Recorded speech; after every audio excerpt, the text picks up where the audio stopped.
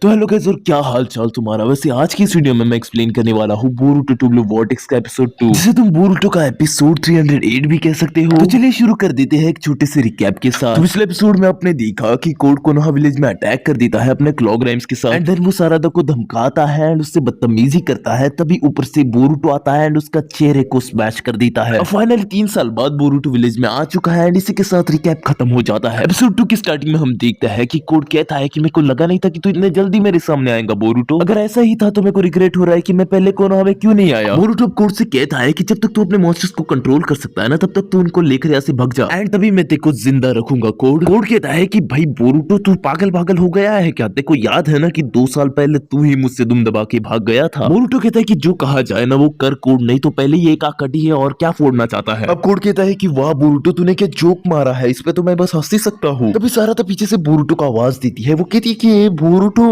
कहता है कि विलेज में बहुत सारे लोग हैं, सारादा जी ने मदद की जरूरत है तो जाओ उनकी मदद करो एंड फिलहाल इस कोड को मुझ पर छोड़ दो, इसको तो बस मैं ही संभाल सकता हूँ। अब सारादा बोरुटो से कहती है कि क्या तू श्योर है कि तू कोड को संभाल लेगा? देन बोरुटो कहता है कि हम बाद में बात कर लेंगे सारादा, अब बस तू जिंदा रहे। अब सीन शिफ्ट होता है अपने शिकाडाई पे, जो कि शैडो पैरालिसिस जो यूज करता है अपने क्लॉग राइम्स के खिलाफ। हम देखते हैं कि चोचो भी क्लॉग राइम से लड़ रही होती है एंड तभी एक क्लॉग राइम चोचो को काटने ही वाला होता है कि इनोजीन अपनी पक्षी की मदद से उस क्लॉग राइम को ही उठा लेता है। देखो यार, बंदा हो तो इनोजीन जैसा कि सही टाइम पर यूज आए। बाकी दिन अपना इनोजीन चोचो से कहता है कि ए मोटी तू मर जाएंगी ना। चोचो कहती है कि वैसे मोटी तो मैं नहीं हूँ, लेकिन तेरा शुक्रिया मदद के लिए। तभी इन बातों में हम देखते हैं कि हिमावारी पक्षी से नीचे गिर जाती है। जो क्लॉग राइम उस पक्षी से लटक रहा था वो भी नीचे गिर जाता है एंड वो हिमावारी को काटने ही वाला होता है। तभी एंट्री होती है हमारे बैडएस कवाकी की। अपना कवाकी है ना, वो उस क्लॉग राइम को लात मार देता है, जिसके कारण वो क्लॉग राइम दूर जाकर गिरता है एंड अपने आप को कैसे तो भी संभाल लेता है। अब जो हिमावारी होती है वो कहती है कवाकी से कि थैंक यू भाई, तुमने मेरी मदद की। दिन कवाकी कहता है कि मुझे भाई मत कहो, उसके हिसाब से उसे भाई होने का हक नहीं है। तभी हम देखते हैं कि जिस क्लॉग राइम को कवाकी ने मारा था उसे एक रिनेगान आ जाता है, मतलब उसका इवोल्यूशन हो रहा है एंड इसके बाद वो जो क्लॉग राइम है वो कवाकी के पीछे आ जाता है एंड कवाकी को एक जोरदार बुक्का मार देता है उसके मुंह पे। लेकिन अपना कवाकी तो कवाकी है एंड वो कारमा को एक्टिवेट करता है एंड उस क्लॉग राइम को फोड़ देता है। वहां पर और बहुत सारे क्लॉग राइम होते हैं, जिसे देखकर शिकाडाई कहता है कि ये खत्म नहीं होने वाले और बहुत सारे आने वाले हैं। कवाकी कहता है कि चाहे कितने भी आए मैं उन सबको फाड़ देने वाला हूँ। अब सीन शिफ्ट होता है अपने बोरुटो पे, जिसे भी क्लॉग राइम्स ने घेर लिया होता है चारों तरफ से। अब कोड को लगता था कि बोरुटो मजाक कर रहा है और इसलिए कोड क्लॉग राइम को बोरुटो को मारने के लिए भेजता है। लेकिन जब क्लॉग राइम बोरुटो को मारने ही वाला होता है कि तभी बोरुटो अपनी स्वॉर्ड की मदद से उसे बीच में से काट देता है और बहुत सारे क्लॉग राइम्स सामने आते हैं, लेकिन बोरुटो सबको आसानी से काट रहा होता है, जिसके कारण उनके हाथ पैर यहाँ वहां गिर जा रहे होते हैं। अब बोरुटो की इतनी स्किल्ड तलवारबाजी को देखकर कोड कहता है कि अब मैं समझा कि तुम बस मजाक नहीं कर रहे थे। बोरुटो कहता है कि अगर तुम उन्हें बेचते ही रहोगे तो मैं एक को भी नहीं छोड़ने वाला, मैं सबको मार डालूंगा। कोड कहता है कि ये तो बस मामूली से टूल से 2-4 को हरा कर अपने आप को बादशाह मत समझ बोरुटो। बोरुटो कहता है कि तुम टेन टेल्स को एक मामूली सा सामान समझ रहे हो और इसलिए तुम उसे अंडर एस्टिमेट कर रहे हो, लेकिन बस मैं ही जानता हूँ कि आखिरकार टेन टेल्स कितने खतरनाक है। बोरुटो की बात सुनकर कोड थोड़ा शॉक हो जाता है। वो कहता है कि तुम क्या कर रहे हो बोरुटो, मेरे को कुछ समझ में नहीं आ रहा। सीन शिफ्ट हो जाता है सारादा पे, जो कि अपने टेन टेल्स से बहुत अच्छी तरीके से लड़ रही होती है अपने टाइजुत्सु की मदद से। और बस टाइजुत्सु ही नहीं, अभी सारादा फायर बॉल टेक्निक का भी यूज करती है उनको हराने के लिए।